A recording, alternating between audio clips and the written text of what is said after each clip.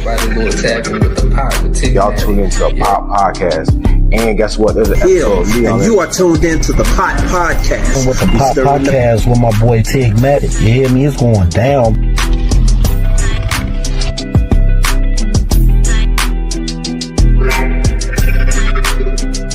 To follow the Pot Podcast with Tigmatic. That's that number one. That's that number one.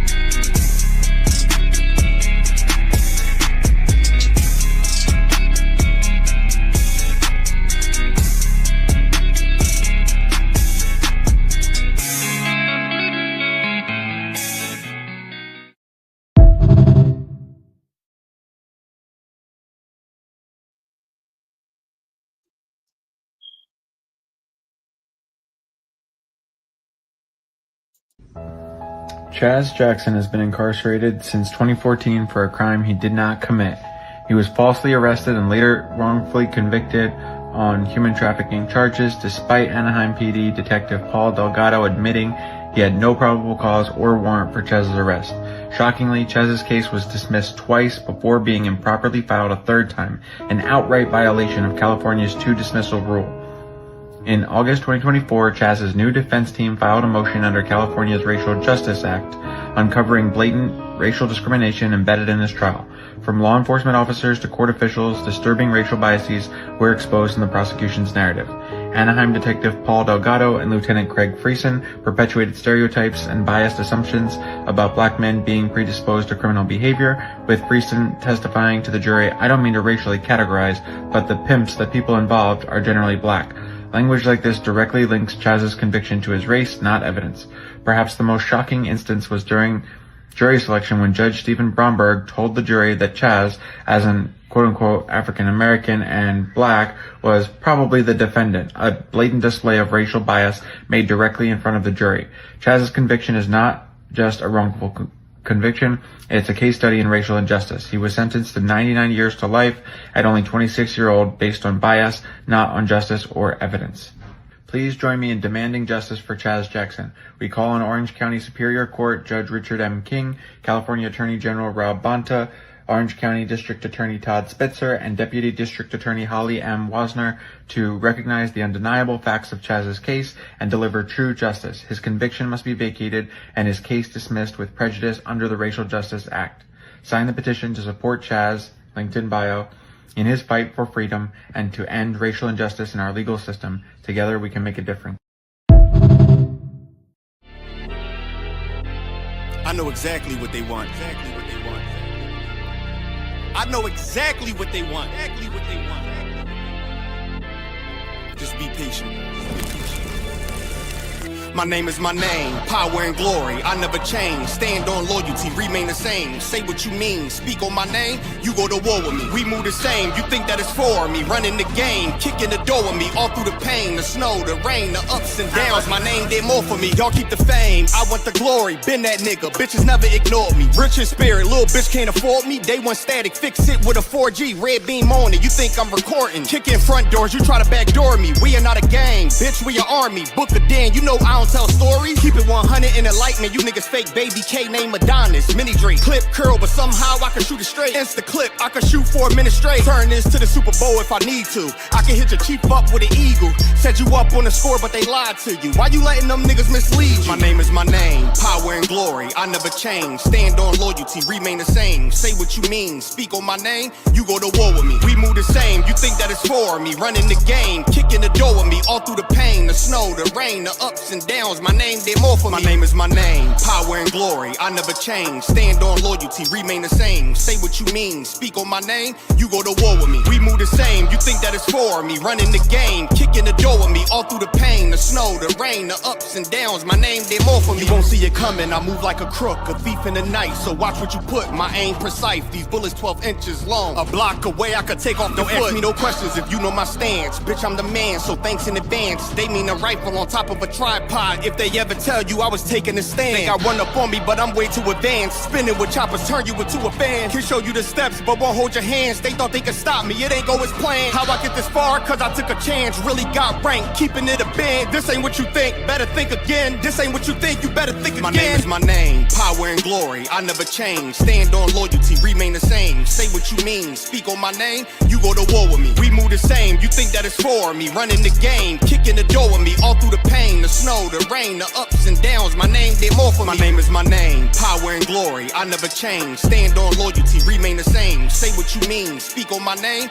You go to war with me. We move the same. You think that it's for me? Running the game, kicking the door with me. All through the pain, the snow, the rain, the ups and downs. My name, they more for me. Went to war with the real, the fake, the snake, the mobsters. Blame it on y'all. Y'all created this monster. Went to war with the real, the fake, the snake, the mobsters. Blame it on y'all. Y'all created this monster. Went to war with the real, the fake, the snake, the mobsters. Blame it on y'all. Y'all created this monster. Went to war with the real, the fake, the snake, the mobsters. Blame it on y'all. Y'all created this monster.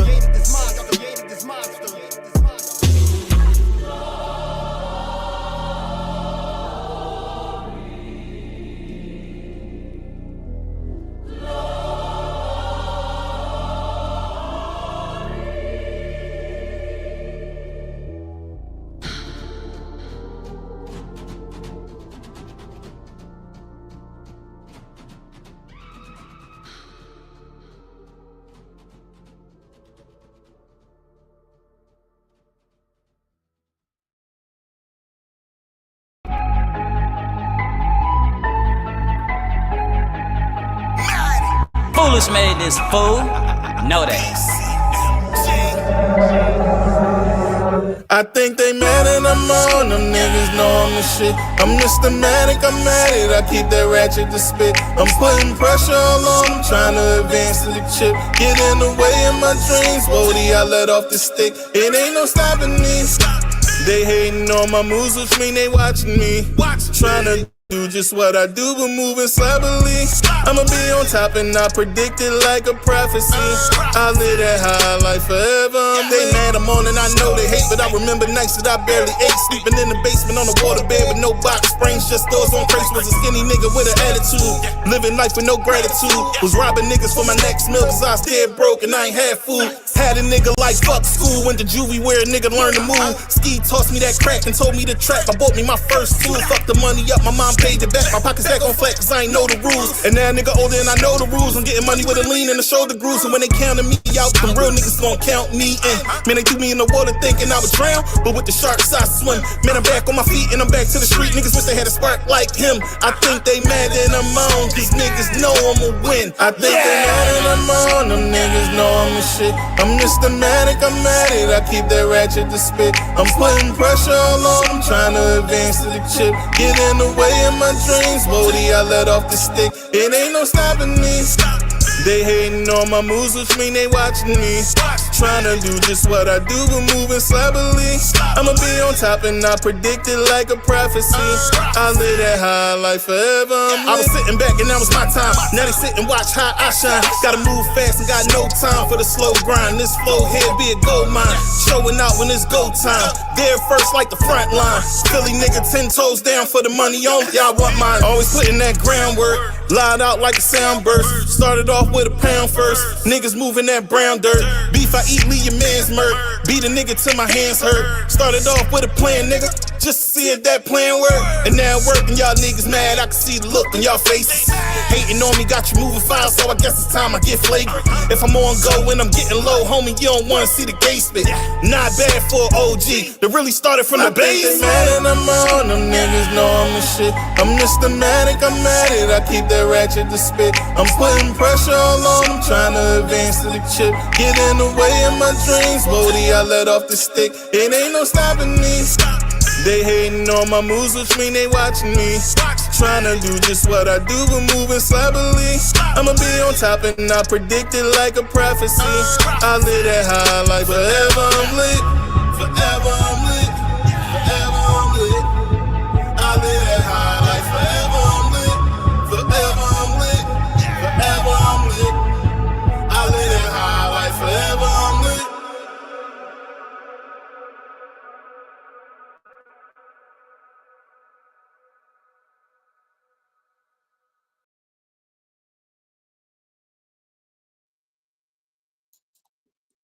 Yo, what's up, y'all? You're now tuned into another episode of the Pot Podcast with Tigmatic. Monday, we here, we moving and booming. Hey, listen, I hope y'all feeling good today on this Monday. I'm feeling great. And I just want to say this. It's Black History Month, so we're going to keep it on the up and up. As always, Black Lives Matter grassroots is Black Lives Matter. I'm sorry, I'm a little tongue twisted. All power to the people. Speaking of which, I have a guest today. All the way from Nottingham, England. You heard it. Nottingham, England. You know, when you hear Nottingham, you know what you really used to hearing that from. We don't have to say it, but I'm pretty sure he'll probably say it just to make a light joke about it. But if he does, that's what he does. It is what it is. But my guest is a distinguished author, and he has an autobiography that he wrote called Racism is Real. He is here to talk with me about his experiences, and we are going to chop it up about that today.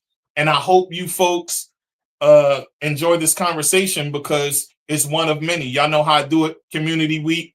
This whole entire week is basically like Community Week. Y'all know how I close it at the end of the month anyway. And we're halfway through the month, so I'm going to start Community Week a little early. But without further ado, I give you the one, the only Clive Henry. What's going on, brother? Good evening. Good evening. Good evening. Thanks for having me on the show Tigmatic and, putting my work out there. And yeah, it's Nottingham, England, the place of Robin Hood, the first hood in the world. That's where they get it from. And it's Black History Month, and we are going to chop it up, and I'm going to tell you about my experiences, but also help your listeners understand that they can do more and make their life better in a positive way. Absolutely, man. Hey, listen, I'm happy to have you here. Welcome to the podcast with Tigmatic, man. Thank you. So before we started off, I'm going to give you the solo dolo cam.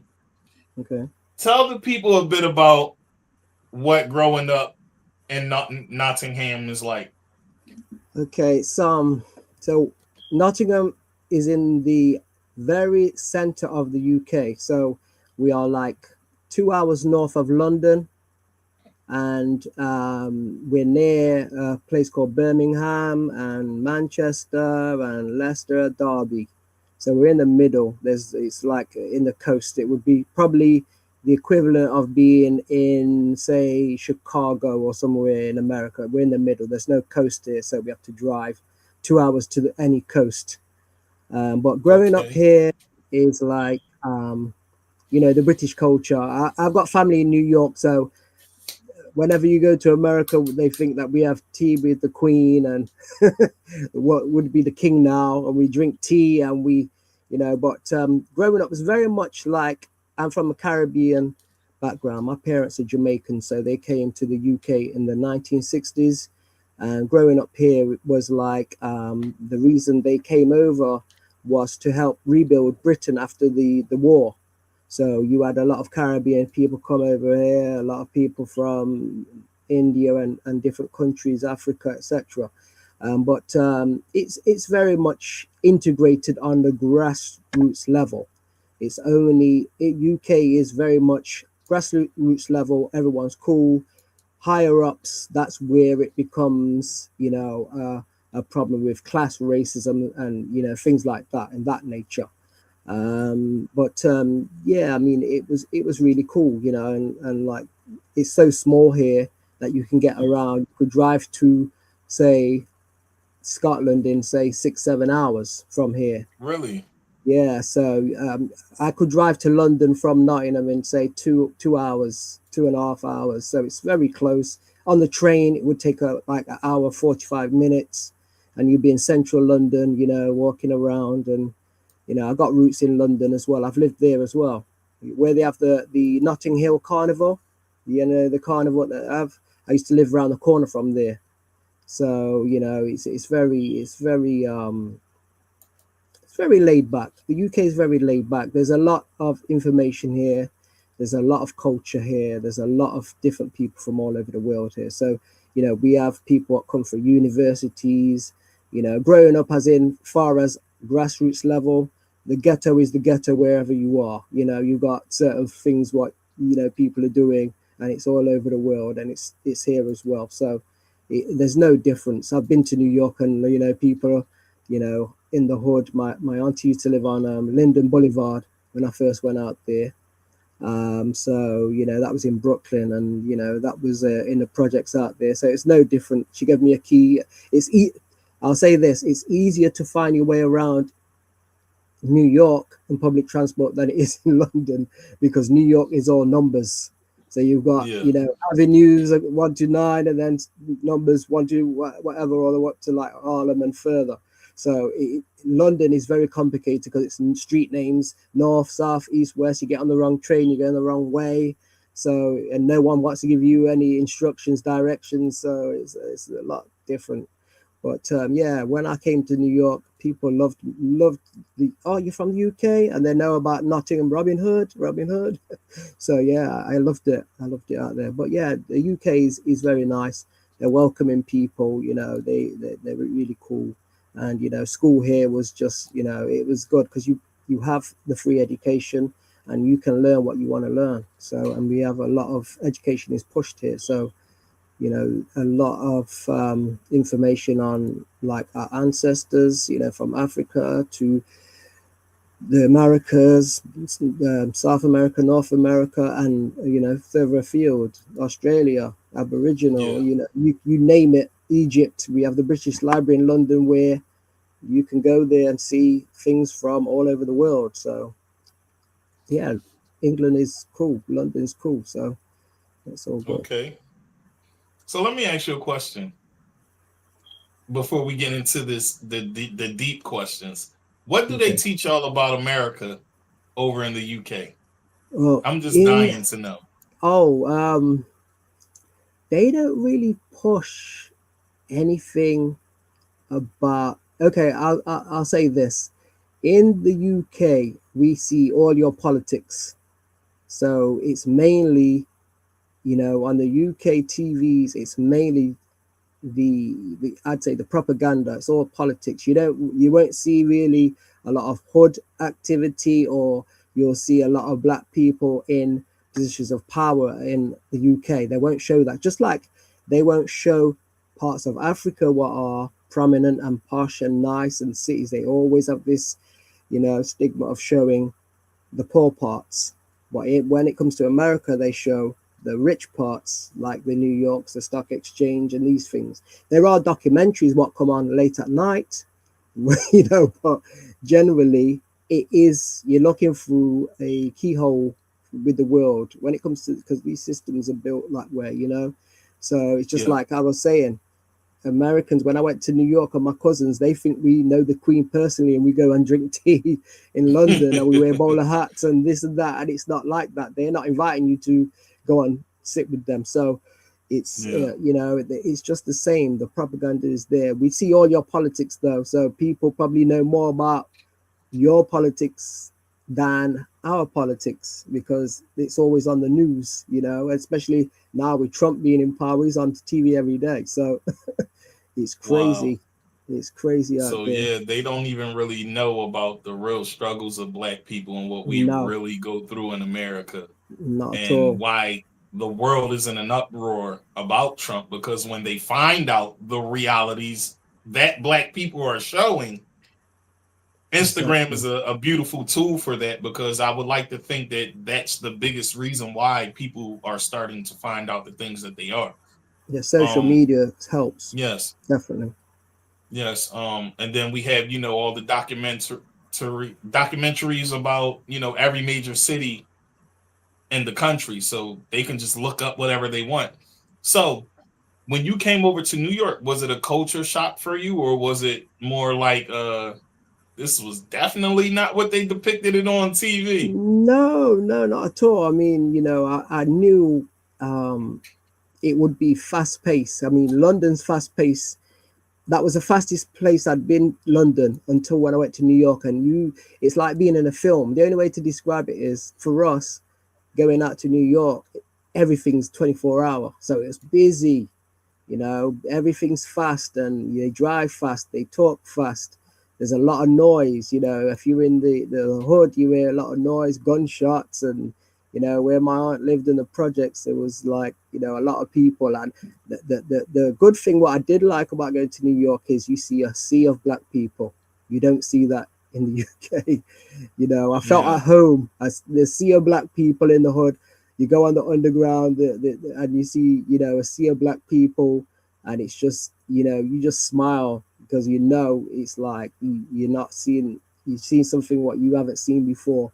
And you know, people was really cool because they know you're not from there, so you look different, you dress different. We have a, you know, in the Caribbean and in the Americas, you have sun. In the UK, it's grey skies, so we don't get the enough vitamin D, you know, compared to yourselves. But yeah, I loved it. New York's one of my favorite places. Oh, that's cool, man. So what was your childhood like? Childhood, my dad was he used to make bikes, a place called Rally Bikes, what was world famous. So he used to be a mechanic. Yeah, he used to be a mechanic. Unfortunately, he died when I was 11 years old. So, but he did teach me a lot. Yeah, he did teach me a lot. He, you know, he made me be a man before I was a man. You know, he basically let me do chores. He gave me a lot of wisdom, a lot of guidance. So I was able, by the time I was 12, I was, you know, cooking, cleaning. I could fix my bike, strip it down to zero. You know, I could do everything. So all thanks to that. There's always, I will say, there's always a positive from any negative in life, you know, and that's what people have to take from it, to be strong. Everything happens for a reason, you know. What is taken away, something else will replace it, you know. So that's why I always, you know, give thanks to God, because even though my dad was taken at an early age, the memories live inside of you. You know, you will remember things will pop up, and it will be like, oh yeah, I remember my dad said that. So yeah, it was good. I grew up with two parents. So my parents were married for, say, 28 years before my dad died. So I was raised with love. I was raised with love. So you imagine like the Cosby Show family, raised with love, you know, and it was like that, you know, a very close-knit family. You know, there was a lot of love, food, memories, outings, you know. So yeah, it was nice, you know. Oh, that's awesome. That's definitely awesome. All right, so let's get into it. Your book talks about overcoming adversity. Yeah. Can you describe the moments that were most challenging for your mental health and how you cope with them? Okay, so this is the book. So racism is real. That's me in the book. Okay. So for me, when people do read the book, what they have said to me is they can feel, the way I've written it is to make people feel it like they're in a film. It's a very emotional roller coaster of a book. So in the book, it captures a race discrimination case I had with my old employee UPS. And okay, tell us about that a bit. So to cut it short, basically I worked there for like 10 years, different departments, and finally was in the sales department. And how the story comes is UPS did a merger with another company in the UK. Mm-hmm. So I was asked to supervise a merge in the department. So there's 30 people there. Everything got rolled out, and I managed it, and it was 95% successful. So the only people what didn't merge to UPS were companies that closed or people that didn't want to come over. Okay. And so that was successful. Then the manager what actually asked me to do the merge, she left and got promoted. And the manager what replaced her was the new manager, who was the director of the company that we took over. And, it was a case of, this is when the problem started. It was 2008. This is when Obama was coming into power. Yeah. This man was, he was a boss of his own company, and he ran our department like he was still under his own law instead of UPS's law. So what he did was he managed two departments, and he wanted to get rid of people he didn't want to have around, and I was one of them. So it was a case of, he put me on a thing called a process called a PIP, which is a performance improvement plan. So when he gave me this letter, I waited to the end of the day, and I said, look, went to his office. I says, can I take 2 minutes of your time to talk to you, to ask him why have you put me on this like process when you know that I was the one who supervised the merge? And he couldn't answer. And I said to him, how can you bring on 6 months worth of work in 2 months? So it was a setup kind of. So the process started. He put me on this process. After the first month, I exceeded the target, and then the next month he raised it higher, and I didn't exceed the target.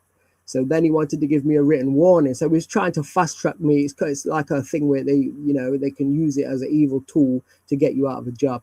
So this was like December when he wanted to give me the written warning, and we had a meeting. It was me, the supervisor, and one of the co-workers. And so we was around the table, and he goes, well, the first month was satisfactory, but the second month wasn't satisfactory. So me and him was having an argument now, and he says, well, I'm going to give you the written warning. And I says, well, you can do what you want, because I'm going to appeal it. And he was shocked, because obviously he thought he was talking to a boy like it was 1899 or something, and I know my rights. So I was cool with them. I just let them know this ain't how it's gonna go. So I appealed it, but then it became a company thing where the management all clicked up together, and then it became a tribunal case. And then after it went to a tribunal case, it's all in the book, mind you, all the dirty little tricks. And then the tribunal, even though in the tribunal I embarrassed them badly, it looked like they was always clicked up with the tribunal as well. So it shows what Black people go through on every level, from the workplace to the justice system and all the other ins and outs and the dirty little tricks what they do to Black people. But as I said, because my dad died when I was young, I was a man from I was 12. I've been, looking after my own interests, helping my mom, because my mom, was needed my help. And I was very intelligent from a young age, and I was always into reading. And this is one of the big things what I say to people all the time. In slavery, there was two things what they denied black people: unity, black unity, and education. So these are the two things Those I are the push. two major things. These are the two things. If every black person starts to read and educate themselves, it's going to change the world. And even Nelson Mandela even said it. Education is the thing that will change the world. And it's true. The only difference between you and that other person is the fact that they know something that you don't. So I made sure I was up to speed on how the company works, the policies, and I just basically took it to another level. And law, when I left UPS, I studied law, and I caused them a lot of problems. So that's what happens. That's what happens. Not to cut you off, I'm sorry, but you said something that is very true, and I just want to elaborate more on that because I agree with you. You said you give black people unity and education and we're unstoppable, right? Yeah. Just think about the world for a second, right? There are so many things that we use in the world today that were created by black people that we've been using since the 1800s. The doorknob, the ironing board, traffic GPS, we can go all the way to now technology, GPS, the computer chip. Yep. I can keep going, but you're absolutely right on that. And the moment that we have unity, we will become unstoppable. And we do have a lot of unity. It's starting to come. And I think that's the thing that they fear most right now, that they'll be the minority. It's already happening. I mean, but I agree with you there. But I want to ask you this question because I don't want you to give up too much of the sauce of the book. Yeah. Because I still got more questions based on the book. Okay. All right. Okay. So let me ask you, how did your experiences of racism affect your emotional well-being at different stages of your life? So so when I asked that question, hold on, it's a two-part question.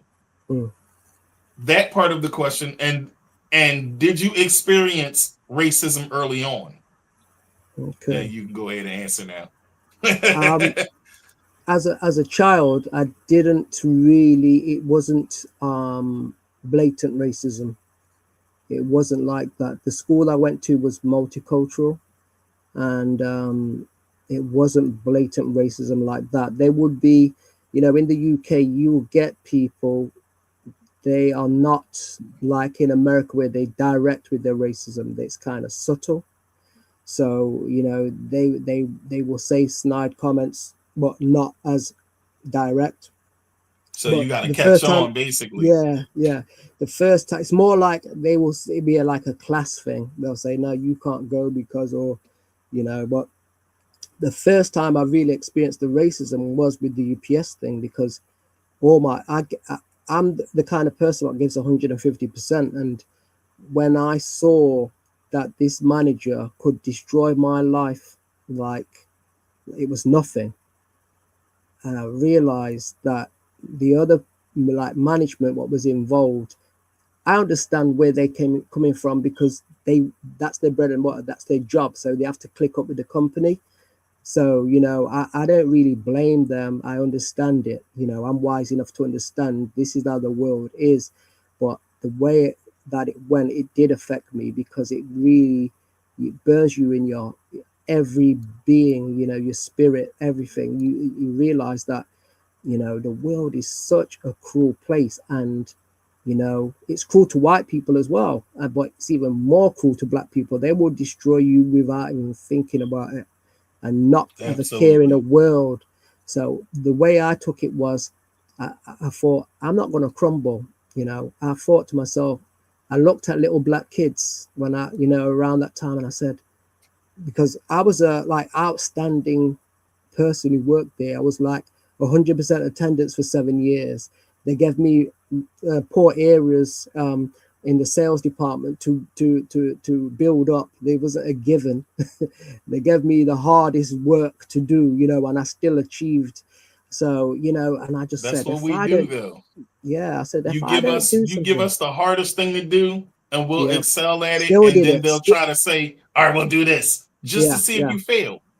yeah. So I just seen the little kids and I said, if I don't do something about this situation, it's going to eat at me for all times. And I said, I'm looking at little black kids and I'm thinking they ain't got a chance. And I'm not seeing anyone doing anything, you know, to the point of effectively showing that you can do something.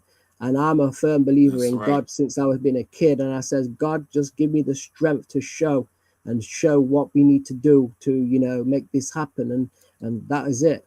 The rest is history.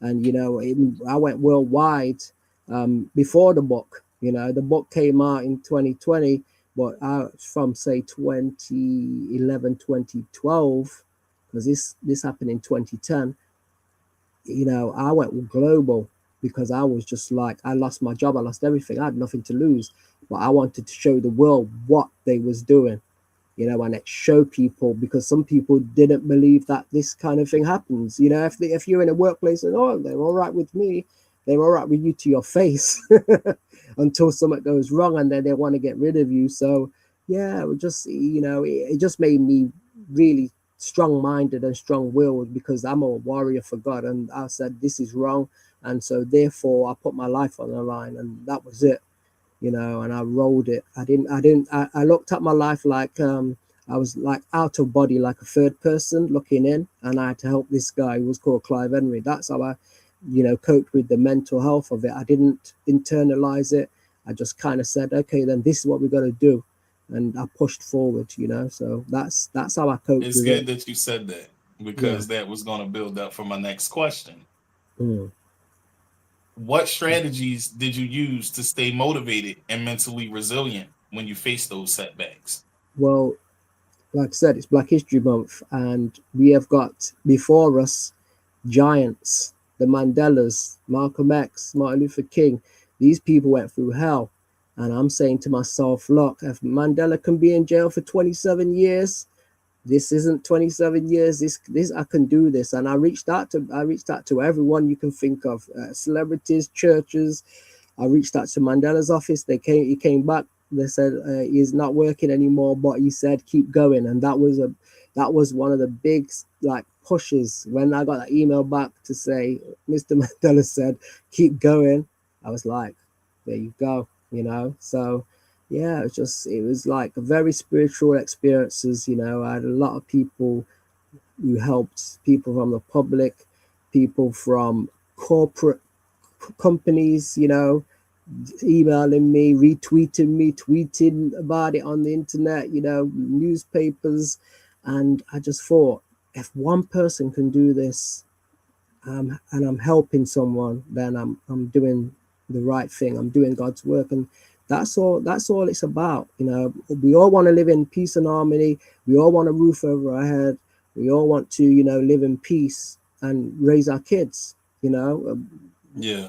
You know, we live in such a beautiful world, but the people are so greedy. They got 50 billion and people are starving. You walk around the street and I can't understand, you know, the hypocrisy. Oh, we're Christians, and you know, there's people starving, and It's a it's lot just of fascism, man. Classism as well. yeah. I'm very much straight, left, right, black, white, up, down, yes, no. I'm not gonna lie. You know, we don't do that. My parents raised me well. We don't lie. We don't cheat. We don't steal. You know, I don't take advantage of people. If you're wrong, you're wrong, and you say sorry. If you're right, you'd say, and that's how I've been raised. So I don't see any other way. And the Bible, you know, I've read the Bible several times, and I believe, you know, I'm from God, and that's how I should act. So this is how I am, you know, and this is how people should be. If they really do believe in God, we won't have half the problems that we got. People won't be starving. Amen. People won't be homeless. People won't, you know, it's like with the black experience, it's like they had slavery and then they lock the doors of your mind to make you think that you didn't come from greatness, you know. And it's like they don't want you looking over to the start of the civilization in Africa, and don't want you knowing all the truths of what happens. Like Columbus discovered, you didn't discover anything because people was already there. If I come to your house and say, oh yeah, you in? Oh, someone there, but I discovered, no, you didn't. Someone was there already, you know. And it's like the education. You know, I say that's this all the time. Yeah. I say this all the time. We didn't come from slaves. We came from scientists, engineers, directors, authors, builders, creators, kings, queens, because that's what they were before they were taken into bondage. Exactly. And we lost our history because of it. But through all of that, we still persevered through it all. Because like you said earlier, and like I said earlier, you put us through it all, we still show that we some bad mama jammas. Pressure, you know what I'm makes saying? Diamonds. So pressure makes diamonds, definitely. That's right. There's no stopping us, and that's why, you know, they know who we are, we don't know who we are. But like I said, if you educate, there's so much information on the internet now. You can find out anything. You can download books. You can go to the library. You don't need to go to the library. You can pull stuff up. It's just like they have this thing with entertainment to push this narrative and keep your mind over here when you should be looking over here to better yourself. The reason why, you know, black families are in the situation, if you look at it, it's like before in the 60s they had families, and now they've changed the game to, you know, everything's been by design to break the family up, to make you work 20 hours a day so that there is no family. And that's across the board, black and white. The world's being directed this way, but people, they don't read nothing, so it's hard to explain to them because they think you're speaking an alien language when you say to them. Absolutely. Because I will say to people, don't think just because you're a good person that they're a good person. You judge people by their actions, not by their words. Their politicians are, they're a lip service, but they don't do what they say they're doing. They never have, and they never will. And if you are going to trust other people, you have to hold people accountable. You just like if you have a boyfriend or girlfriend and they're doing something wrong, you hold them accountable. That's how people have to, you know, live their life. So, how has writing this book helped you process or heal from past trauma? Okay, writing is, it's like, even though you go through the pain and you seeing what you've gone through, it's also a healing. It's hard to explain for someone who hasn't gone through it, but it's kind of like, I've been through this and I survived it, and you can't believe it. And it's like somebody else is gonna see what I've gone through, and they're not gonna go through the pain, but they're gonna see and avoid the traps, or they're gonna get help to use my book to, you know, there's been people that said, oh, some of the stuff in your book I can use because it's legal stuff. What people don't know, you know, people think that the lawyer is the only way, you know, you give your power over to the pastor. Instead of you praying for your family member, oh, pastor, can you go and pray for? You've got the power inside of you. You are a spiritual being. You know, I'm just showing you what God told me. You know what I mean? You can do it too. You know, there is no can'ts. You know, I used to have a school teacher when I was a kid, and he was an Indian man, and he was a professor of maths, and he used to teach maths, but he also teach life. And he would say, there is no such word as can't. You know, and I always remembered that. This is what I'm saying. These are these little things. One person can inspire you to do so much.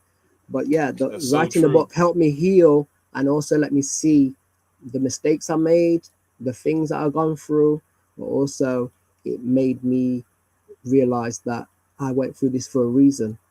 God chooses strongest soldiers. I've survived it. You know, it didn't make me go in, you know, have a mental breakdown and go into, you know, a facility or anywhere. You know, I didn't take my life or anything. Yes, I went through hard times, and it felt like the whole world was crushing me at times. But there are people, like I said, when Mr. Mandela said, keep going, I kept going. It snapped me out of it. That's what we all need to do. We all need to inspire and encourage each other. That's why I'm very encouraging to people now, because I've seen that people go through hell and there's no one to help them. And if people ask me, like I said to you earlier, I'm an Uber driver. I remember taking a guy home one night and he gave me a massive tip, and I said, what is that for? And he goes, I was going to kill myself and your words inspired me not to. So everyone has that ability to help other people. You don't know what effect. We all have a ripple effect, good or bad, on other people, so we have to use it positively to help others. So who in your life provided the most emotional support, and what impact did that have on you and your mental health journey? I would say my mother. With my dad dying when I was 11, it was just my mother. My mother is the strongest person in the world. She has been mom and dad, working. She's 89 years old now. She's had surgery on her heart. She went through that while I was going through my problems at work, and I couldn't tell a soul, because I knew they would try to aggravate me. So she had heart surgery. She had a stent, so she had heart surgery at the time. Serious. I had to feed her for a year while I was going through all of this. I'm telling you, the pressure, what I have experienced, it's like I didn't think I was going to make it, but she inspired me because I had a responsibility to make sure she's all right, so no matter what I was going through, I had to just smile and go through it and do what I needed to do. And Black people can relate to that because we do that. No matter what you're going through, you go to work, you provide, you keep going regardless. Let's give an explosion one time for taking care of Mom Dukes. 89 years old, still out here. She's still going. All right. So, what do you want readers, especially those struggling with racism and mental health, to take away from your story? Well, I want them to understand that there are solutions. Do not be silent. Reach out to people. There are people that will help you what you will not even imagine. Like for example, with me, Black, white, Chinese, Brazilian, you name it, people from across the world.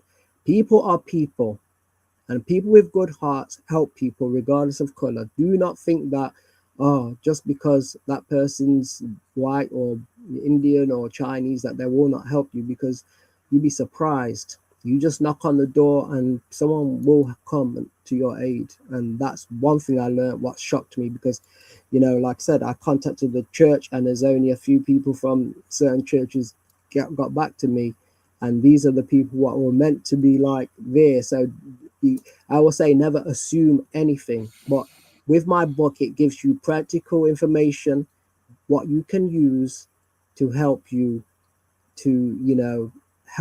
on the journey to resolve anything. There's nothing, like I said, education is everything. You just need to know what to do, where to look to get the help to fix the problem. Every problem can be fixed if you know what to do or know someone who knows how to fix it. And that's what I've taken from it, and that's what people have come back to me and said, your book helped me do this, or I brought this book for my son so they could see what can happen, and stuff like that. Or I brought this book because I was going through certain things and it helped me with this scenario at my workplace or within a legal setting or even relationships. So there's a lot what you can learn from the book. And like I said, people, the feedback I've got, if you look on Amazon, you'll see the nice review comments, what people have put. And it's good feeling, to know someone's benefiting from it. Someone's benefiting from getting the information. So that was the main reason for me writing the book. One, to heal, and two, to help others. What's crazy? I was going to ask you that, but you Yeah. just told me. I was going to ask you what inspired you to finally sit down and write Racism is Real. Yeah. And was there a particular moment that made you decide the world needed to hear your story? Yeah, well, So, I was gonna do it earlier, but it was a case of the pandemic came up at that time, and I thought I was still working during the pandemic, but I thought this is the time to release it. People locked in the houses, and they need to have some inspiring words to realize that no matter how bad things get, you can survive it and overcome. So that was the time. The book was released July 2020. So, you know, a lot of people was locked in the house, and, you know, they couldn't do anything apart from read or entertainment or whatever, or gardening. So it was a good time to release the book, and it helped a lot of people. People told me, yo, your book really got me through a lot of hard times. So, you know, and it's entertainment. Awesome. It's entertaining as well. It's not all doom and gloom. You know, there's a lot of things. It starts from my childhood all the way up to, you know, the present. So yeah, there's a lot of things in there. Because what I did research wise, I read a few autobiographies, and I thought, how do I make mine better? Because the book is only like 100 pages, so I made it tight. So instead of having like a film which is like 4 hours long, I've made it a 90-minute film. So it's scene, and it works. You know, It doesn't get boring. People say I couldn't put it down, and that's a good thing. If you look at the reviews, people said that they read it and they couldn't put it down, and they read it again, and there was information so that was a good feeling to know people actually appreciated the work on a lot of levels, not just a case of education. So plus in the back of the book, you've also got people what they can study, you know, old like people like Malcolm X and lots of information to help people to find out about their roots, their history, you know, to really elevate their lives. Because like I said, we as Black people, unless we have got someone to help you and take you under your wing as a mentor, you're on your own a lot of the time. And I see that, like, from me outsider looking into America, they don't have the kind of, you know, mentorship that we have as close knit. It's like every man for himself, you know. I mean, if they change that, change that, whoa, America's gonna. I don't even want to say. You know, it'd be like Torre. So yeah. So tell me a time. Tell me a time that you got in the book that you can talk about where you experienced this subtle racism that you speak of, a memory, if you will. Well, let's see, there's quite a few. There's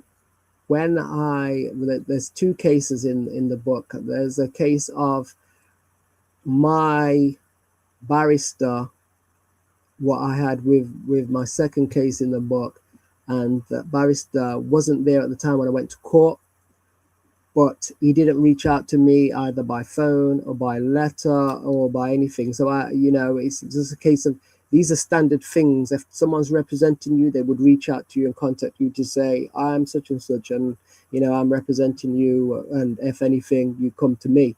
There was none of that. So I actually changed the barrister because I knew you could do that. Now, certain people would have went down and kept that barrister, even though he's not treating you like a human being. So barrister is a lawyer, right? Yeah, lawyer. Okay. So this is I'm learning something new here. Yeah, never heard that word before. Yeah, this is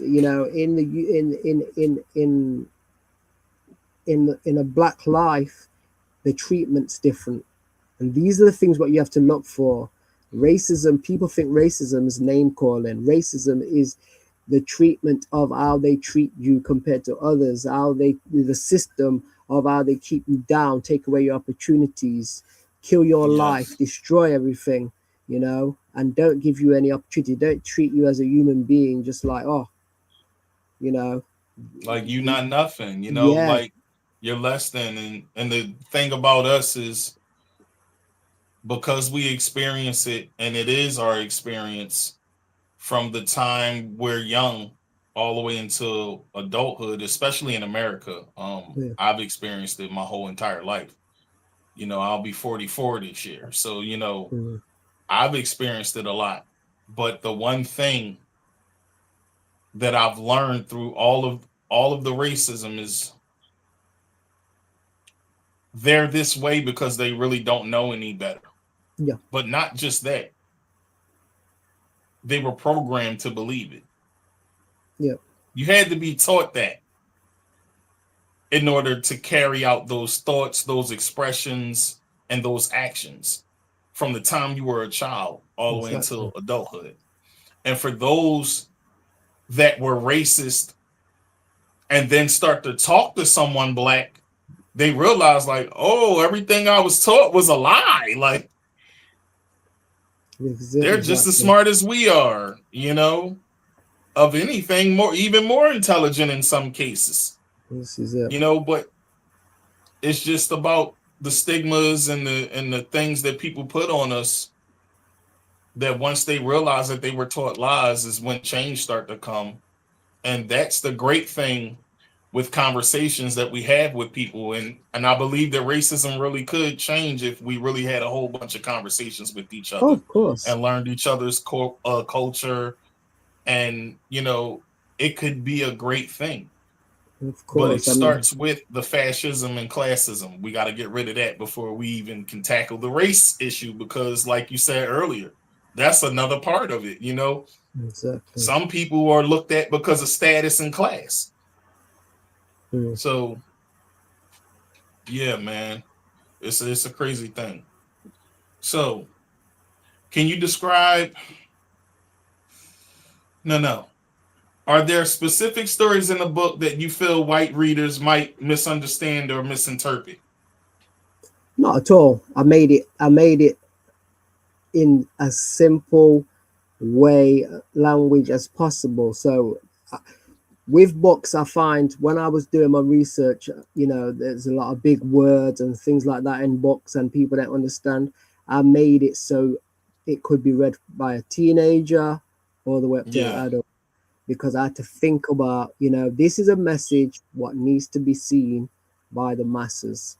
You know, it needs to be understood by the masses. And when you start putting words what people don't understand, they put it down, because they'll say, I can't read that. You got to remember, everyone's I not don't understand that. Yeah, everyone's not at the same educational level. I can read, even though I don't speak like I'm a posh person.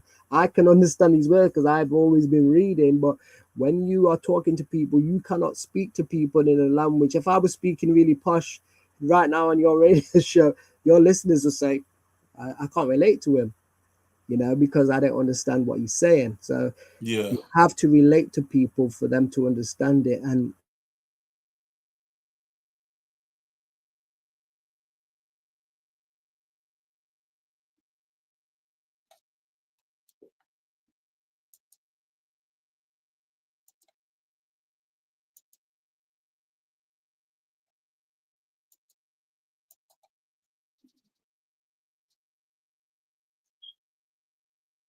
all right. It looks like you froze up a they little could bit put it there. down.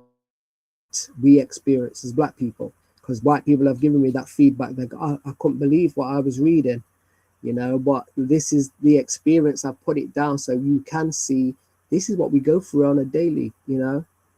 But you know, like I said, there's only people like me, what very, very rare, that come forward to say this is what I went through, but I was actually able to fight back.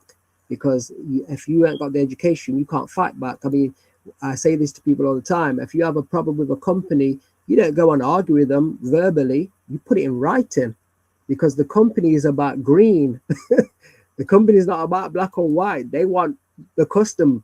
If every black person said, we're going to boycott your company. Look, if you look at the bus boycott, what Martin Luther King did, that company went out of business, you know. So people need to understand their power. You have the power. The company doesn't have the power. If they don't treat you right, you can boycott them and they will fold. So this is what black people need to realize. You're the one with the power. It's not the other way around, you know. And so this is why I say to people, education is the main thing. Because once you understand things, no one can't fool you, no one can't trick you. You can see it before it happens. You know, it's like me, they just thought I was some quiet guy, and I am a quiet guy, but I'm very aware of who I am as a black person. I make no mistakes, but if it is a case of I've got to send a letter, I'll send a letter to the CEO to bring it to their attention, because the CEO is about his money. He's not about any petty racism or anything that's going to make him lose money. And once you understand that as a black person, then you won't have the problems that you would have as a normal individual going through it, you know? You just got to understand how the game is played. The game is played, but you have to understand the game to be in it. So. Absolutely. Hey, listen, we're going to take a quick break. Y'all sitting here with Clive Henry, author of Racism is Real. Hey, listen, as always, this episode is brought to you by Collywood TV, Collywood Radio, Dollar Radio, Going In Radio, and 105.7 The Phase, and our sponsors, www.damanibrand.com and www.northshadethemore.com. Listen, we'll be right back. Take a sit back and enjoy the tunes, but we'll be back, folks.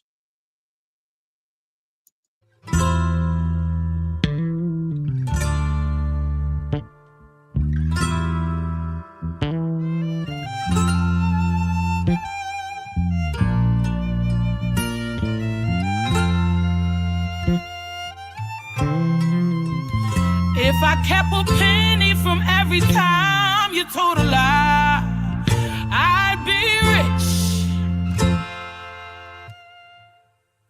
If there were no sunlight to wake me up in the morning and I miss my day, you'd be the one to blame. I spend almost every day with you and still feel lonely. Boy, I cook for you, clean up, rearrange the room, dressed up. You don't even notice. Feeling like you're always just a beat behind my heart. You never seem to pick up the pace. Am I just imagining you and I've never been? Don't tell me this is all in my head. I'm in love alone. I feel I'm in this thing on my own. You're standing right there, but you're oh so gone. Facing the fact I'm in love alone. In love alone.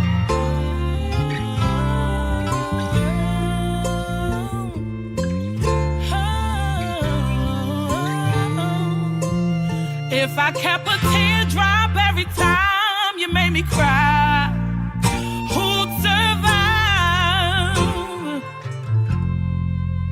It seems like every day you're back and forth, you're in and out, we're going down.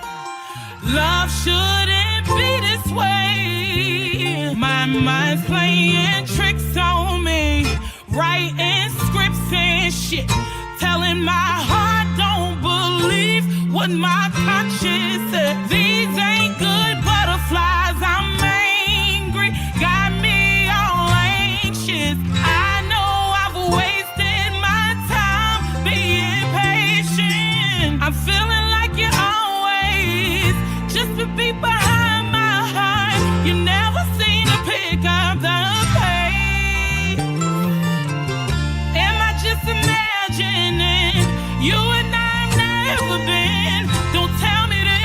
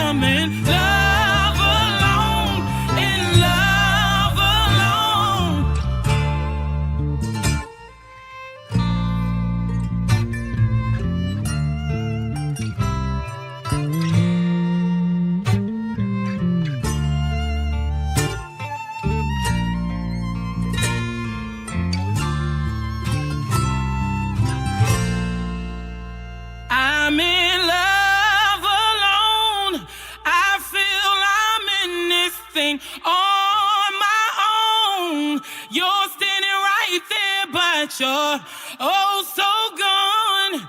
Facing the fact I'm in love alone, in love alone.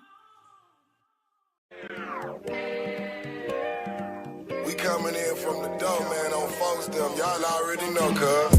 Yeah, yeah, yeah, yeah, yeah, yeah, yeah, yeah, yeah, yeah, yeah, yeah, yeah, hey, yeah, yeah, yeah, yeah, yeah, yeah, yeah, yeah, yeah, hey, yeah, yeah, yeah, yeah, yeah, yeah, yeah, yeah, yeah, yeah, yeah, hey, yeah, yeah, yeah, yeah, yeah, yeah, yeah.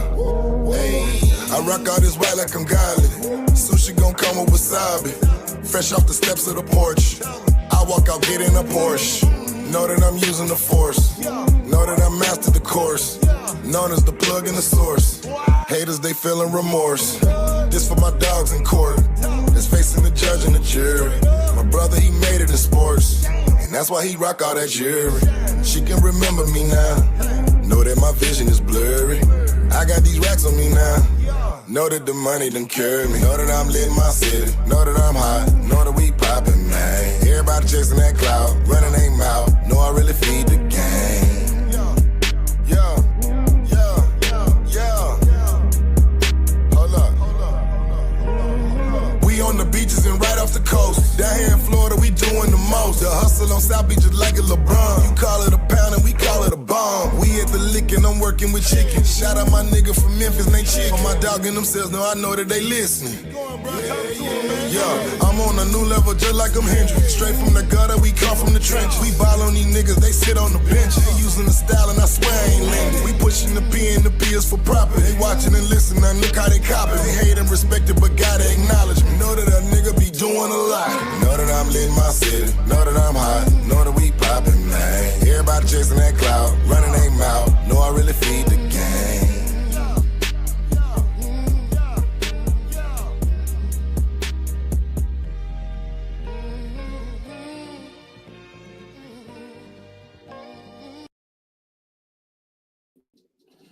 Yo, we back, y'all. Hey, listen, I hope y'all enjoyed the first half. We got more to unpack. I'm sitting here, soda. I'm sitting here with my guest, Clive Henry, author of Racism is Real, all the way from the UK, y'all. Nottingham. Y'all heard it, Nottingham. That's right. Matter of fact, I think I need to drop a bomb for Nottingham. Matter of fact, Clive, can you say it the way y'all say it? We say Nottingham. We don't say Nottingham. I'm gonna drop a bomb for that. Nottingham, UK, Robin Hood City. The first we're gonna hood. drop a bomb for that. Let's get it. All right. If I can get it right. Seems like I can't get it right. We'll drop a bomb later. But yeah, man. So I'm sitting here thinking, and as I'm thinking about, the UK. Tell me something about the UK that Americans probably don't know. Well, the UK has about 65 million people, and there's about 3 million black people, and mainly concentrated in city areas, just like how you would have America, New York, LA, Chicago, in certain urban areas, as they would say. But there's a mixture of so many people in the UK. Everyone's here from every part of the world, especially in London. In London, you will have people from every country in London because it's the capital. That's where the business is. London is everything. That's what they really class as the UK. But it's very small. you know, and there are different dialects of talk, like Londoners speak with a Cockney twang, you know what I mean, different to what we would speak up north. And we're in the Midlands, we're in the middle of England, then you've got the north, then you have Scotland at the very top, and to the left you have a place called Wales, which is on where the Atlantic Ocean would be. But the UK is very small compared to the US, which has everything's large, food's large, you know, the streets are large, the buildings are large. The UK is very tiny. So when, you know, American citizens come here, they're very shocked at how small it is. But at the same time, Greater London is very big, you know. So I had a friend come over from LA a few years ago, and he went to London, and he was on the outskirts.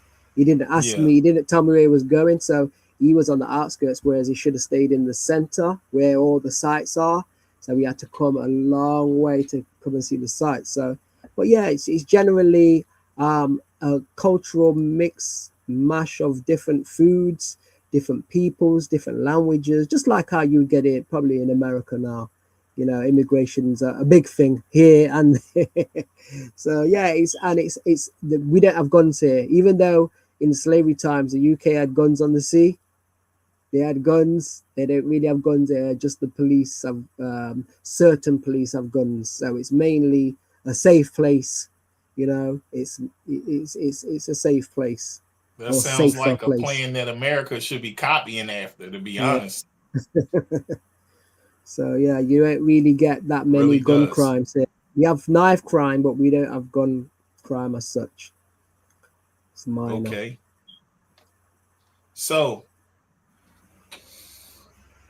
is London ready for a Black James Bond? Tell me your opinion on this. It would have, I would say it would be a 50-50. You know, I don't know if you've seen the program Top Boy out in America. Yeah, I saw the first episode. I need to keep watching though. It was kind of crazy. Plus, there's a lot of Black British actors in America doing big things. Like Idris Elba has been in America for so long, and now he's more like made it here as such. He's more popular now here, but he was in America for such a long time, and there's a lot of British actors in the US. Yeah, I think that, you know, what's wrong with it? I mean, it's fictional. You know, it's fictional. It can happen. But I think there would be still people what would get upset, because I remember years ago when they had Star Wars with the British actor in, and there were people that was killing themselves for, you know, having a Black lead in Star Wars. So, you know, there is going to be that minority of people that don't like it, but people like entertainment. So it's all down to... Idris Elba was the one they considered to be the Black Bond at one point, and there was an outrage. So he basically just was like, I don't even want to play the role. Yeah, because you just get so much stress. Yeah. This is it. They want to keep certain things, like British is about British class and this, that, the other, but it does make me laugh because the Commonwealth, what the UK, you know, the empire of the British, they've taken, this is the wealth of Britain comes from all the other countries, you know, and this is what a lot of people don't know and don't read. You know, it's like when you don't read, it's just a case of you think certain things, but the actual facts are this, that, and this, you know. So we're in interesting times, and with the internet, you know, it's like I said, as long as people can educate themselves on the internet or read books, they're gonna understand where and why things are the way they are. Absolutely, I couldn't agree more. So,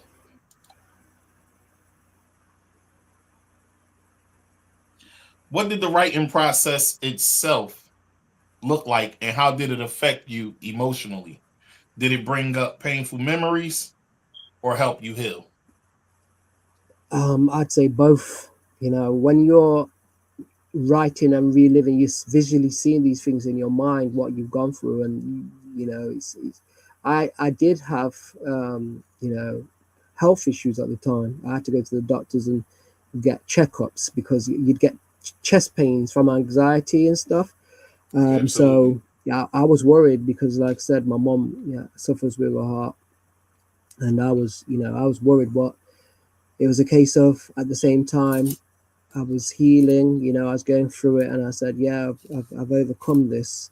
But the actual process, what I do when I write is I would write, and how you have your email, you write like the chapters and you put them in your email and save them in drafts, and label them so that it's easier to edit when you want to do the book. Because if you write a book from, say, page 1 to page 100, it can get complicated, whereas you can edit a lot easier by smaller chunks and see it a lot faster if there's any mistakes. So it was very interesting. I've always been an organized person, so that was not as hard, but it's just a case of, also you have to trust your gut. What bits do I take out? What bits do I leave in?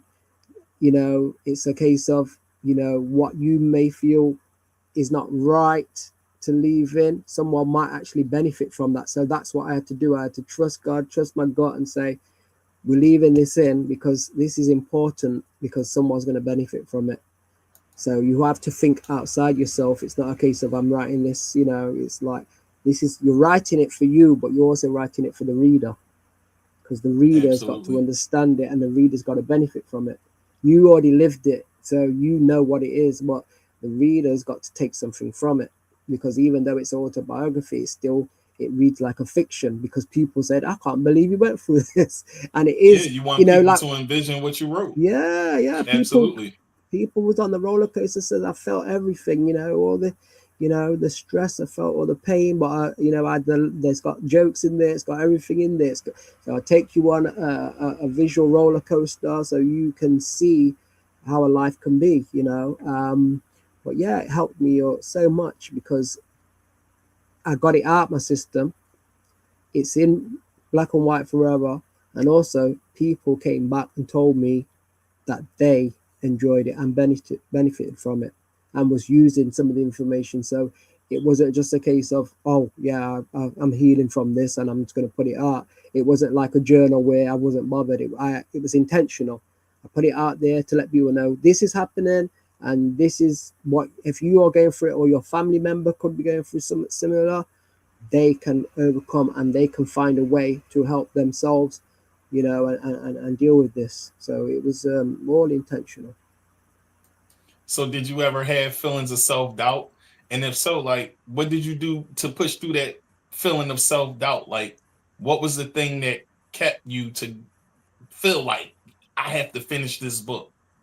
Oh, no doubts. I didn't have doubts. It was just a case of you just, like I said, you're not sure. There's certain things what you might not believe should be in the book, and you might edit them out. So what were those things? Just like certain personal things you might not include, but then at the same time you think this has got to stay in the book because it's going to benefit somebody. Because I remember a lady saying to me, you didn't hide anything. You put everything down. And I was like, yeah, well, I had to make that decision to go, okay, now we're going to make it as real as possible. Because when it's real, people can feel it more. So I had to go, you know what, we're going to go real. This is, it's not a PG or it's not a U. This is, a R-rated book. But at the same time, it's still, showing it's written in a way where it's not really offensive, but it's offensive at the same time. So yeah, we had to keep those in there. People have to see things to feel it, to benefit from it. If they don't feel it, they won't understand it and they will not relate to it. So I had to keep everything in. There wasn't much I didn't leave in, to be honest. Oh, that's awesome. You felt like you wanted to do your big one, but not just your big one. You wanted the world to understand what this meant to you. Exactly. Well, like I said, because of my health issues, and like I was getting so much like pains and stress, you don't know. I didn't know I was going to live past that. It was that much pressure, coming out of all these things what I'd went through. there was so much pressure on me. I didn't think I would live past it. So that was another thing. So like how you've got Tupac and he did so much work in his time. I can relate to that, because you don't know if you're going to survive, because you're going through that much. You don't know if you're going to break. You don't know how, I know what that's like personally. Trust me. So that is why I was like, he's got to come out, do or die, whatever. And it's one of those. It was my life's work put down. I just said, God, take the pen, and write this, and that was it. And I was just seeing it visually, and I, wrote it as I saw it, and that was it. Round of applause for that. All right, so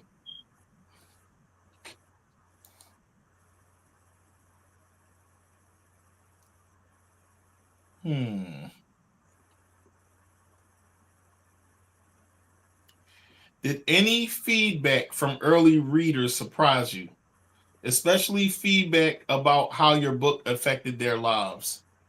Tell me about that a bit. Oh yeah, when it first came out, the fact that so many people was buying the book was shocking. But the other thing was, they said that they couldn't put it down, and like, you can't, when you create anything, you don't know. It's like music or whatever, you don't know the effect it's going to have on the people and how they're going to like it. And it was a case of, oh God, these people are saying that they read it in one night, they couldn't put it down, they passed it on to their friends to read it and their family to read it, they ordered copies for the free copies for their family members, things like that. And I was like, wow, you can't see it, you can't see the effect it's going to have. It's good, it's tight, but the actual effect, people were saying, it was like a roller coaster. They could feel the emotions of what I went through, and they were so sorry of what I'd experienced.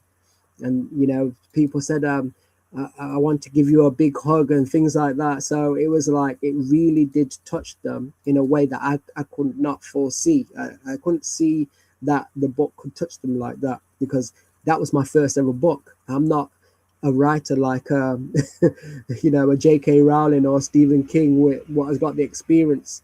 I'm just, that was my first ever attempt at writing something like that. So yeah, a lot of positive feedback, no negative feedback at all. It was all, this touched me, I felt everything, and wow, I can't believe you went through this, and it was just mind-blowing that people could relate to it and they understood it. It was easy to read, reading the comments and reviews, people, they say that it's easy to read. They couldn't believe what they'd seen, and what I mean, they were shocked more than anything of what we was experiencing in like the 2000s, because my story, it's kind of like 1960s stories where you've got that racism, what I mean. It's one of them where it's so blatantly disgusting that you can't believe it happened. I mean, even now when I look back, it's like, did it really happen?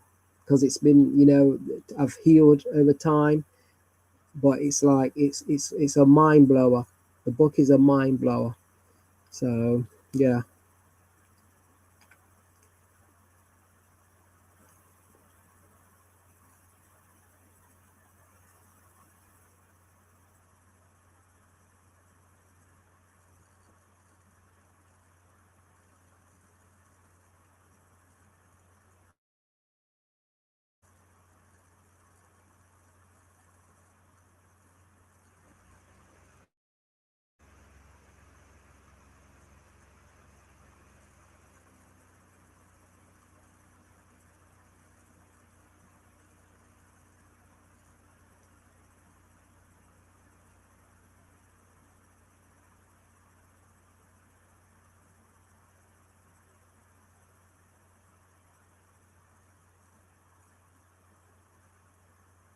All right, Clive, can you hear me? Yep. Sorry about that. We had some type of weird glitch going on. The weather a little crazy right now. No But problem. let me ask you, man, what was the easiest part of writing this book, and what was the hardest part? The easiest part was my childhood, because I was raised with love, two Jamaican parents, married, You know, there was a lot of laughs, a lot of culture, you know, food. You know, it was the memories, remembering all the funny stories from when I was a child. And up until like when my dad died, that was a difficult part to write, you know, remembering that he wasn't here anymore. And, you know, from the age of, say, 11, 12, I've actually had to be the man, you know, I've actually be strong enough to make sure, like my mom, she used to go to work, and I had to be strong enough to be able to do everything myself, learn to iron clothes, learn to cook, learn to clean, learn to navigate the world, you know, and not give my mom, because I was thinking, oh, my dad died at a young age, my mom's going to die at a young age. That's how you think as a kid.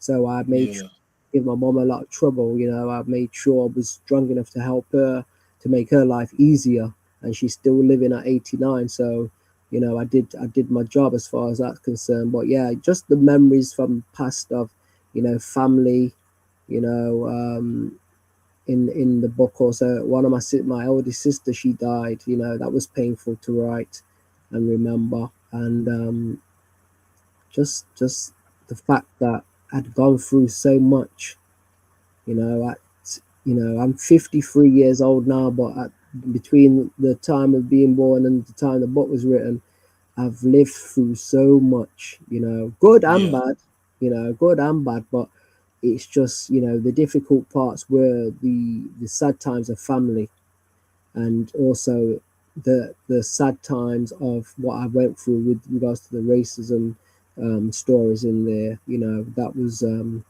difficult to write, but at the same time, it was a case of I have to let this be known, because people, if you don't say, nobody's going to know, you know, and people think that everything's cool and it's not. And this creates dialogue, so people, black, white, and whatever color, can say, oh my God, this is what happened, and this is what can happen, you know, and they can tell their kids and be forewarned. You know, as a black person, you know, you're telling your kids, look, this is how the world really is. We don't sugarcoat how the world is. Being a white child and being a black child is completely different. It absolutely is different. You know, as a white child, you're fearless. You just go out there in the world, and you know, you can take risks. As a black child, don't go certain places, be owned by a certain time, don't do this, don't do this. More don'ts than you can do anything you want to do as a black child. Do you have sundown towns in Nottingham? Say it again, sundown towns, like you just was explaining, like when you was younger. Oh yeah. Is it still like that, where towns where if you're not in the house before the sun is down and you black, that's a bad situation for you? It's not as bad now. It's not as bad now. These kids now, things have changed a lot, but it's a case of when we was younger, you would do, because it was a different time. You know, you got to remember, black people came in the country around the 50s and 60s, and you know, there was a lot of animosity of them coming, the immigration of these black people coming into the country. A lot of white people didn't like it. You know, they was the people what, you know, they were saying, taking their jobs and stuff, like what's happening now, immigration, they're coming over, taking our job. So yeah, it's like, it's a different experience being black. You have to be aware. A black child is aware of their surroundings all the time, you know. Yes, sir. You know, as a man, you're aware of things as well. You have that sixth sense, that instincts of danger, where I feel white people are privileged enough that they don't have to worry about that danger. Because you have to worry about danger of black people, you have to worry about danger of police, you have to worry about danger of just some random man coming to attack you because he don't like black people. There's so many variables, and this is the thing, because people don't talk about these things, people don't even take any notice of these. They won't know, you know. And this is why I say to people all the time, speak. You know, mental health is so high because people internalize it, and they don't speak and they don't say. You know, at the end of the day, a problem shared is a problem halved. So people need to talk. You know, if you haven't got a family member, you've got a friend. You know, you've got a friend, even a stranger. Like I said, I'm an Uber driver. People tell me their problems all the time because I'm a stranger, and I give them good advice because I've been through stuff, and just that shared problem, they feel lighter. They can. It's free therapy. They can, know I offloaded, and so you gave me some advice, and I'll give you an example. I remember it was last year. I picked a lady up. She went back to a hotel with some man, and then she didn't do anything, but she says her husband wasn't talking to her. They're not getting on well. So when she got in the taxi, I says to her, "Look, maybe your husband and you need to take a vacation, because you call it vacation, not holiday. Take a vacation, for a week, and then you're away from the house. Maybe he's got things on his mind. Men don't always talk. He might be so stressed he don't want to speak." Exactly. So, and after when I dropped her off, she says, "Oh, thank you so much for the advice." But it's just a case of, because I've been through so much, I can see things and relate to a lot of things because I've been through the fire. So I know, and like I said, she probably never thought of that. Go on a holiday, and just take it from there and rekindle the love. She says she's not leaving her husband, so make it work. Fight for it. So yeah, this is it. People have got to, you're living while you're still breathing. You have got a chance to change your life. Every single day is a new day, and that's the way I look at life. That's awesome, man. So let me ask you, what does Clive do to de-stress? To de-stress, I will watch Netflix. I will read, go for a walk sometimes because I'm always driving. Even meditate, just relax and just turn off all the electronics and just breathe and relax. It's like we live in such a fast-paced life, and I've learned, I think, from the cases I've gone through as well, I've learned that to be quiet is to be a good thing. Because when I was a kid, I was a telly addict. I would watch TV all the time. I'd be playing video games, and these things, they make your brain active all the time. I had to learn to keep calm when I was going through what I was going through. So I learned to relax. So I can relax when I'm at home doing nothing. I turn everything off and just relax. I don't watch much TV now, but if there's something on Netflix, I'll watch it, a series or whatever. But yeah, I try to relax as much as possible because I'm dealing with the public, so it's always active. I'm always talking to people. So yeah. Yeah, dealing with the public can have its toll on you within itself because you're tired. Yeah. Yeah, so I understand that sentiment a whole lot. So, how do you maintain compassion while confronting injustice? Okay, well, you have to be wise and godly. At the end of the day, people are cruel out of fear, and damaged people damage people. Like That's I said, right. with the case of like the UPS case, those other management, what was involved, I knew that because I never had a problem with them before. So I know it wasn't direct from them, but they had to play the game because they work for the organization. So I didn't take them, you can't internalize it. I don't hate none of them. Even the guy what he did to me, I don't hate none of them. At the end of the day, like I said, they are all human beings, and human beings make mistakes. And people who live in ego, I don't have an ego, so I have nothing to prove to anybody. I'm not gonna be cruel to anyone, and I have nothing to prove to anyone. It's like when I was young, I used to be out and about, and I was a man of the world, dating, drinking, partying, but I was never horrible to anyone. I was always honest. But these people it's always from fear where they act cruel. You know, whether that manager thought I'm too smart and, you know, I'm going to take their job, or whatever he was thinking, or Obama was becoming president and I hate black people. You know, you get people like that. They get upset with the petty stuff. It's all in their mind, you know. So you have to look at, you know, I'm big on psychology, so I understand how the mind works in some respect. And people worry about things and you're thinking, why are you worrying about that?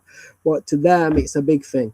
To me, it's a minor, you know. I'm not gonna, you know, if you see me upset, it's a major thing. They're going crazy because someone, you know, they spilled a drink or they didn't have sugar in their tea or something small.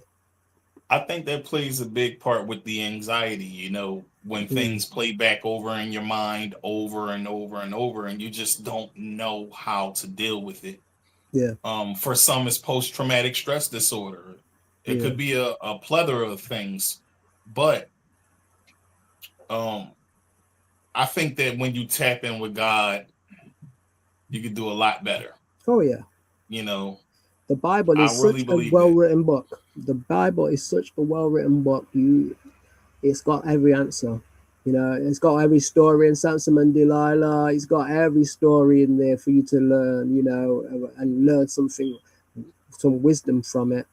But like I said, people, I think you have to be patient with people. And I don't react. You know, it's like people say to me, why do you let people write those things on your Facebook? Because they want to get it out. I don't have to engage with them and say, go back and forth, because they're not going to learn anything and I'm not learning anything. And they getting it out there, and at the same time, they're going to improve. And they do. I watch them and they stop doing it, you know. But if you go back and forth with them, the demon inside and wants you to get back and forth and, you know, play ping pong verbal. I'm not going to do that, you know. Leave them to it, you know. This is how it's not the godly way. It's not the godly way. Just leave them, you know. So if this book became a film, what scene do you think would hit you the hardest and why? Probably the first one. The first scene is me in a jail cell. I'm a Colombo fan, so I kind of did it like the Colombo format, was starting at the beginning and then starting at the end and then going to the beginning to let people, you know, get an idea. And then you're hooked into why is it come to that part, you know. So yeah, there's trusting people. I think my biggest failure has been trusting other people, you know, thinking that they're like me. Thinking that they got a good heart, that they wouldn't do me dirty, you know. I think a lot of people can relate to that one. Opposite. Yeah, people. I know that feeling. I'm telling you now, it's made me.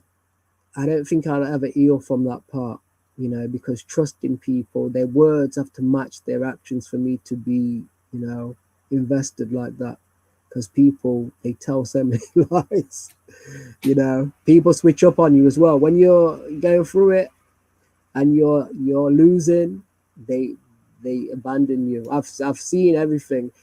It's a blessing to know that, you know, you can fall off and you see who's really in your corner, and then when you start to rise back up again, and everyone's your friend again.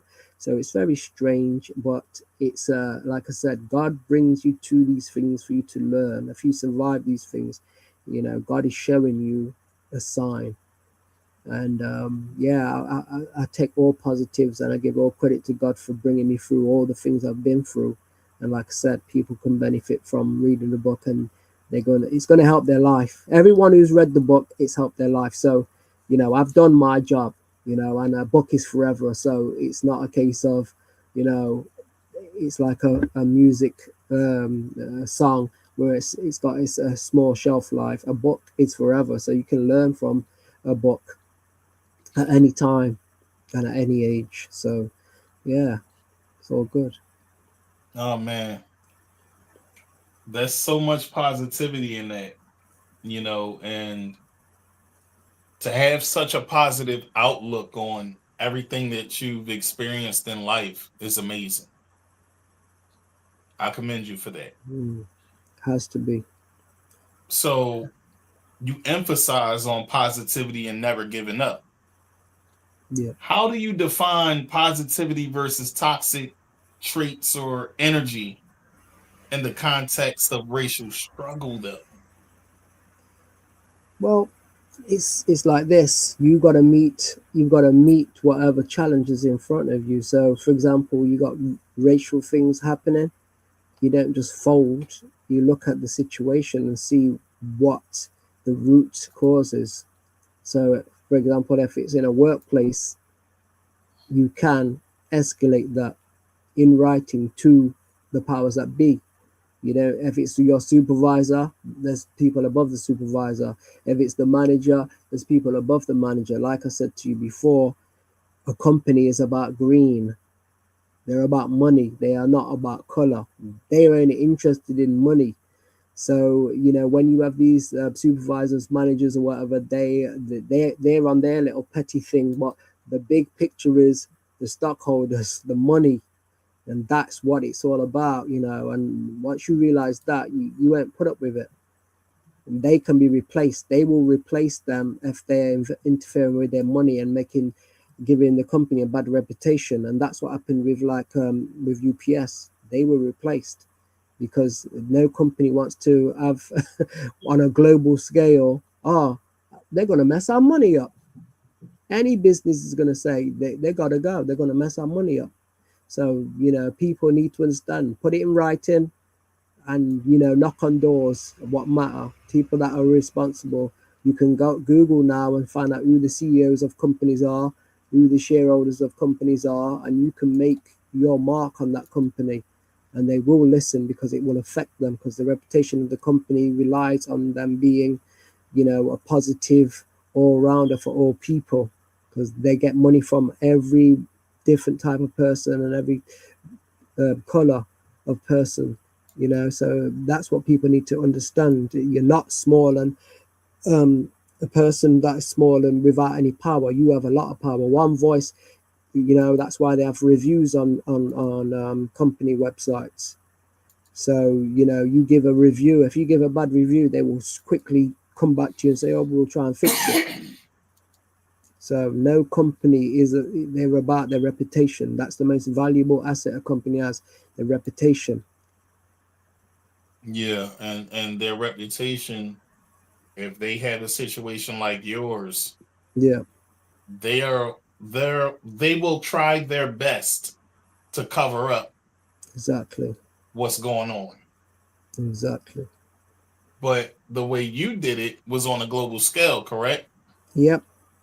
So I did actually get a letter from their solicitor saying, because I did put it on Facebook, and the solicitor sent me a letter saying if I don't remove it within 10 days, they may take legal action. But because I had all the information, I said, well, they can't do anything to me because I've got the proof, you know. So you have to understand the game of law, you know. It's a game of, you know, it's a game of chess. You know, you have to understand what you've got. As long as you've got evidence, they can't do nothing to you, you know. They can threaten you all they want. Like I said, you have to understand the game. Once you understand the game, there's nothing that anyone can do to you. I didn't take down the information, and I left it up, and it went harder, and it went global and went viral on Twitter and so forth. So many people retweeted it. It was crazy.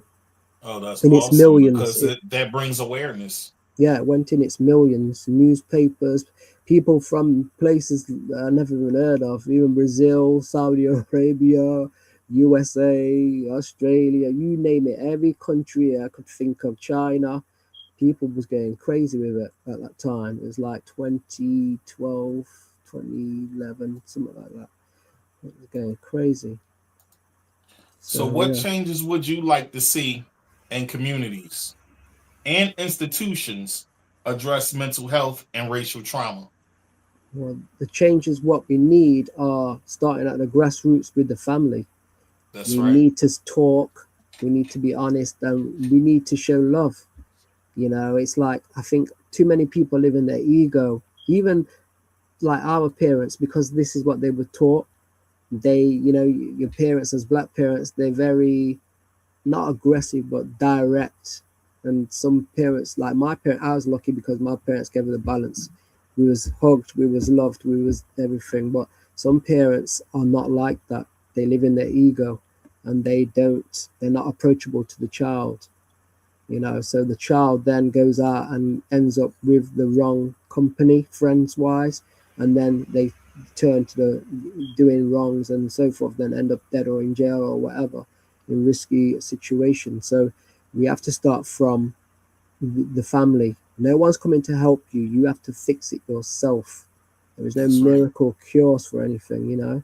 It's like me. If I could have let what happened to me rolled over and died, and you would have never heard of me, you know what I mean? But because I was thinking, look, if I didn't do something, this could happen to somebody else what's not as strong as me. So I made sure it came out, do or die, put my whole life on the line for it. So are you working on anything new? Any new literature? Not at the moment. I do get ideas, but it's a case of, I guess, when you're a creator, you get something what's burning inside you, what's got to be done. I haven't had that burning yet. You always have ideas pop into your head, but it's all about timing. And I can work fast, so I can knock a book out in quite a fast time. But there's been a lot happening, There's been a lot happening in the world, and it's like, where do you start? What do you speak about? There's so many bad things happening in the world, and it's like, I don't know if people have even got the time to read right now, because you're working long hours, the bills are high, everything's going wrong, families are breaking down. It's a nightmare, you know what I mean? And it's like, I don't know if I could give a positive change with doing a book right now. That's the way I'm looking at it at this present time. So I'm not sure what to say, but if the urge comes, then I will write something. But it's always going to be something that's positive to help other people. So you have some friends in some very, very dope places like Sophia. And for those that don't know who we're talking about, like a Sophia Stewart. Yeah. Have you ever considered turning your book into a film? Oh yeah, I think the book's written with that idea, because when I saw it, the book is a visual book, so it's written in film format, as in scenes. And I think it would be a very powerful film if it was turned into a film, because of the content, what it actually covers. It covers everything. It's not just work related stuff. It's relationships, it's family, it's ups and downs. It's the kind of thing you'd watch in a film and you go, wow. So if a book can do what it did to people, you imagine visually what it could do to people. So I would definitely say it would be a great film if it was put into a film. So how do you balance telling painful truths while maintaining your own mental peace? Well, you just tell the truth. God says tell the truth. In the Bible, it tells stories. You got Samson and Delilah, a very intricate story, a love story, but at the same time a story of wisdom. So you have to put it out there for people to understand and for people to learn at the same time. And your story reminds me of that. Yeah, David and Goliath, because you went against a big company.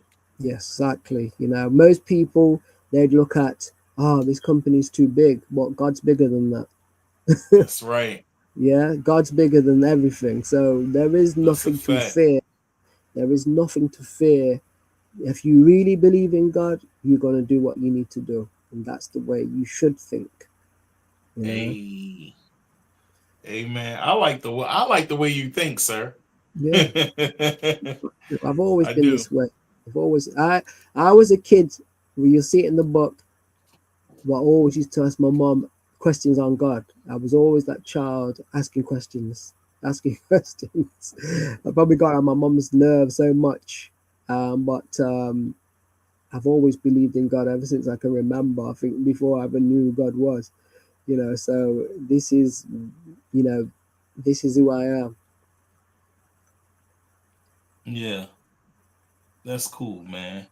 So, did you write this book for healing, awareness, legacy, or all three? All three.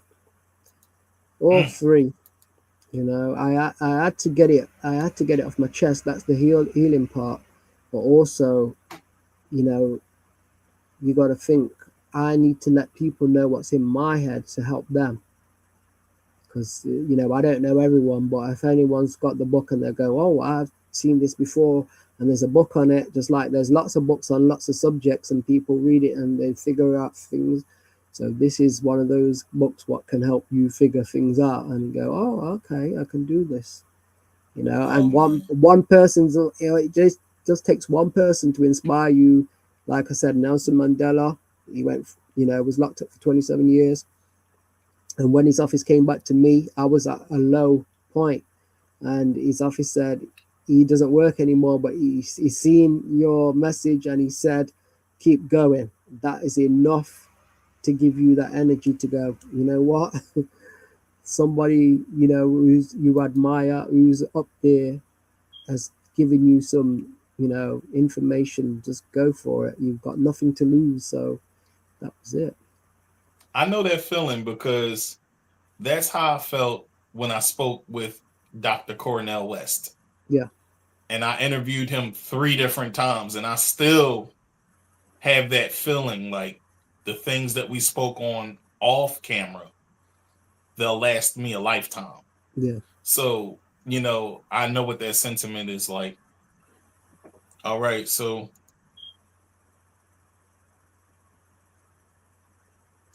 did you write it out of pain, purpose, or protest?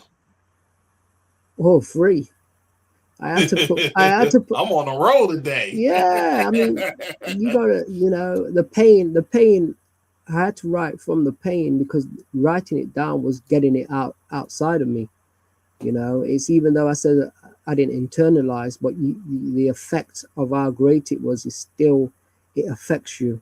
When negative things come across you, it really does wreck you on every level, It does. So I had to get it out there, and also to protest, to let them know, look, you may have done this to me, but it's not going to make me fold, and you're going to remember my name for all times, because what I did was I bounced back and showed them, look, I've caused such a big stir that is, put a dent in the company, and it's like big disruption, made people start looking in. It caused a lot. People came back and said, "Oh, HR changed everything because of you." People feedback. I won't say any names, but people feedback to you, say such and such. I had people come from America saying, "Can I use your information for my case?" So you help people what you don't even know, and I don't mind, because that's the godly thing to do. I don't care.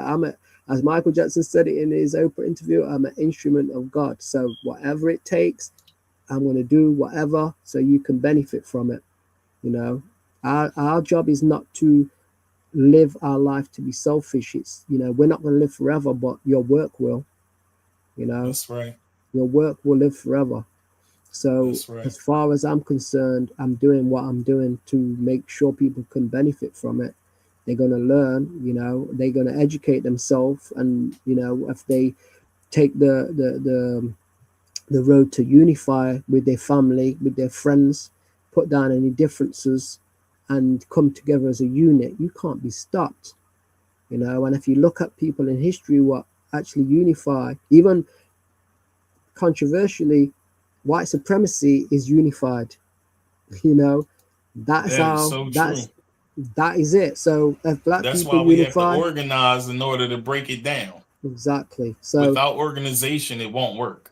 Exactly. So this is what I'm saying to people. If you unify, you will not be stopped.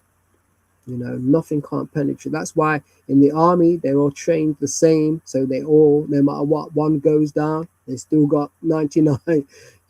People need to start to critically think what's going on. Don't just take what someone's saying to you as gospel, because people lie. The whole system is infected, from the church to education to the medical, everything. When I went through what I went through, I started studying Black history to understand why do they hate Black people so much. And once you start to study your Black history, you realize, oh my God, they had medical instruments thousands of years ago and was doing surgery. I met a man called Ashwa Kwesi, the American guy, and he takes people back to tours to Africa, and he shows you that's where they got the medical foundation from, and then they stole it. So everything what you know has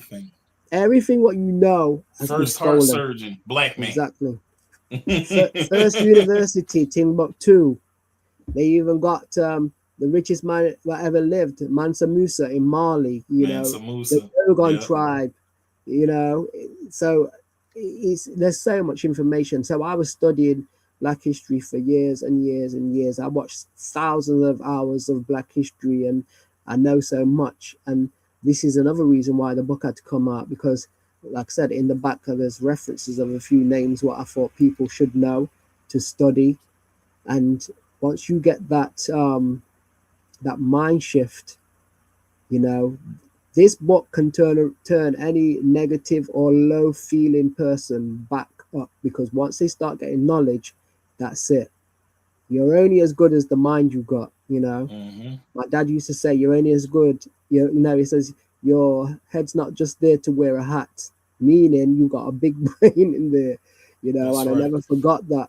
I never forgot that. So this is it. It's down to education. I like there's a film with Morgan Freeman in called Lean on Me, where it changed the school. It was a really poor performing school, and he turned it around. That's a good film to watch, because it shows one person can have such a big effect on big impact. Other people. So people just need to start thinking, and we're in the times now where things are getting very real. Especially like in the US with ICE and immigration and all these other things that are going on. People need to really start thinking and start studying what is really happening, and look into the future. Be able to predict from the patterns of what they can see what they're trying to do, so they can make a change, a positive change. Last question. Okay. And I agree with you there too.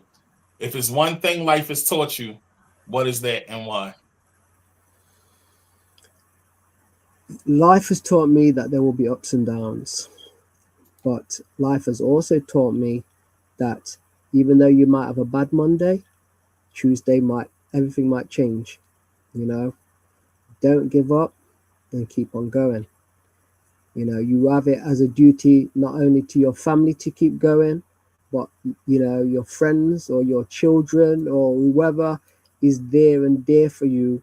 You have it even to yourself to keep going. Never give up. There are people there what have been written off, and they said that they wouldn't make it, and they've succeeded. There are people what they said would die, and they've made it. There are people that they said would never be anything, and they've made it. So don't worry about what other people are saying, because they are not you. They haven't got your destiny. You are an individual, a spiritual being, having a human experience, and you should live every day and have eyes open like a child and experience what you experience, and stay positive at all times, and your life will definitely change. Hey man, I want to thank you for coming. That's about all the time that we had for today.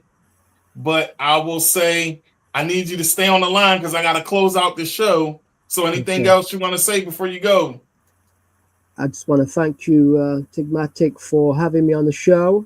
And, it's been a pleasure. It's been a pleasure. And I hope the listeners And the people that will read the book, download the book's in 3 formats. So it's in audio, it's in print, and it's in ebook. They can benefit from this. And, you know, if they've got any questions, my email's in the back of the book. They can contact me. I'm always willing to help people. This is what you do, and you're really a godly person. And this is what we should always do, help other people. Hey, y'all, listen. Y'all can reach him. Y'all see his Twitter here. And there you go. And there's the book. That's the cover. Hit him up, y'all. All right. Clive, stay on. I'm going to end the show, but stay on, okay? Okay. All right.